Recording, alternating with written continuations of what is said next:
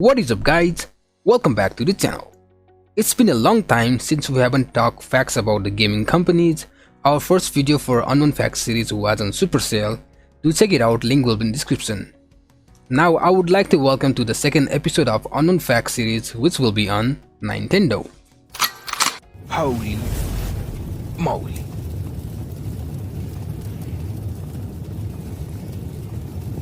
When it comes to video games, Nintendo is the oldest player in the town, and I mean that quite literally. The company entered the industry in 1970s but has actually been around for more than 125 years, beginning life as a car and toy manufacturer long before making the jump to the video games. No one really knows the actual meaning of Nintendo. It refers "live locked to heaven" in Japanese, which was one of the common interpretation of most of the people. Hiroshi Yamauchi, the Nintendo president who passed away in 2013, once said that while the explanation was a reasonable guess, even he had no real idea what Nintendo was reference to. The National Academy of Television Art and Science has awarded Nintendo an Emmy Award for its invention of the plus-shaped D-pad, one in a long string of Nintendo's controller innovation. The D-pad first debuted on the controller for Nintendo Entertainment System in 1985 and has been a standard on all video games controller ever since. The D-pad replaced joystick and represented an early example of how Nintendo was willing to shake up the status quo in the search of better gaming experience. Most people know that Nintendo started off as a playing card company, but did you know they made cards with sexy pimp-up models?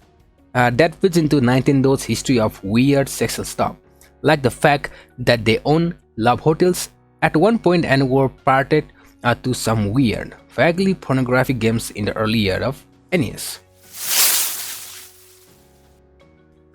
You remember ROB the robot, right? When the Nintendo Entertainment System originally launched in 1985, the robotic operating body was packed with a deluxe version of the system, which was featured the NES Jabber as a controller accessory. This robot, which was called the Family Computer Robot in Japan, was a grey 1-foot tall toy that uses gyro spinner and attachable claws.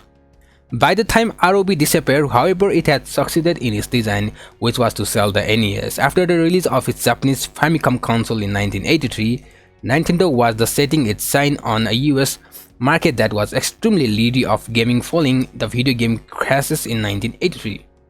It spent part of 1984 figuring out how to market the NES to countries that viewed games at a fact that they had outlasted its welcome. ROB became the Trojan horse that allowed Nintendo access to retailer for its new electronic toy idea. Oh, Mario? Who doesn't love you? Who in this world thought to name this infamous character Mario anyway? I mean, they could have chosen Bob, Bill or Charles, right? Well, like a lot of things, there is a reason behind the name being chosen. Before Mario had a name, he was known as Jumpman in Donkey Kong. Mario was actually named after Mario Segal, Nintendo's American warehouse landlord. He was apparently angry with the Nintendo company for being late on their rent. As a result, they named the character after him. The icing on the cake was that Mario was originally called Mr. Video. How boring is that? I mean, maybe it's a good thing the company failed to pay its rent. Otherwise, we would never have been introduced to this legendary character as we know and love it today. A fun fact based on some research into Mario's height in pixel: in the original Super Mario Bros., our portly pumped friend can apparently jump higher than LeBron James and Michael Jordan combined. For reference, Mario could probably toss the rim of 3 basketball hoops stacked on top of each other.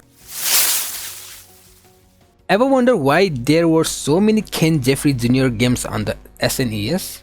Well, it's probably had something to do with the fact that Nintendo's then president Hiroshi Yamauchi purchased a majority stake in the Seattle Mariners basketball team back in 1992. Apparently, it had all something to do with Seattle, WA being Nintendo's base of operation in the US for so many years. Weirdly, Yamauchi wasn't even much of a baseball fan, as he reportedly never went to a single Mariners games at any point before his death in 2013. Nintendo doesn't actually own the team anymore, as Howard Lincoln, the former chairman of Nintendo of America, stepped down from his role as CEO of the Mariners in 2016. However, Nintendo still retained a 10% stake in the team. Final Fantasy VII is arguably one of the most important games ever made and helped establish the original Sony PlayStation as the gaming console to go to 4D cinematic experience in the late 90s. However, any Final Fantasy fan will tell you that the popular RPG franchise was synonymous with Nintendo for quite some time, as the first 6 games were all released on Nintendo hardware. Therefore, it shouldn't come as too much of a surprise to learn that Final Fantasy VII began live as a Nintendo game. The late Gunpei Yokoi lived a pretty interesting life, especially when it comes to his career trajectory. Believe it or not, the man who would go on to create Donkey Kong, Metroid and the Game Boy started working at Nintendo as a member of janitorial staff. Over the next 20 years, he would come up with the aforementioned product and eventually served as Nintendo's general manager. Here is one for kids too old for a handheld system. When the DS debuted, it blew all the other handhelds out of the water and continues to do so. It has sold 125 million units and has very few signs of slowing down, with new versions debuting every few years.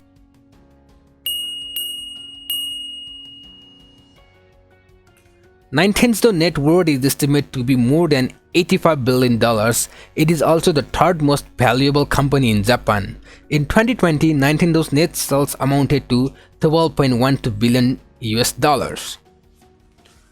Okay, so these are some facts regarding Nintendo. I hope you like this video. If you do, hit the like, and if you guys wanna suggest more gaming companies for next episode, do comment down, and we will see you in the next video. Until then, stay tuned. Goodbye.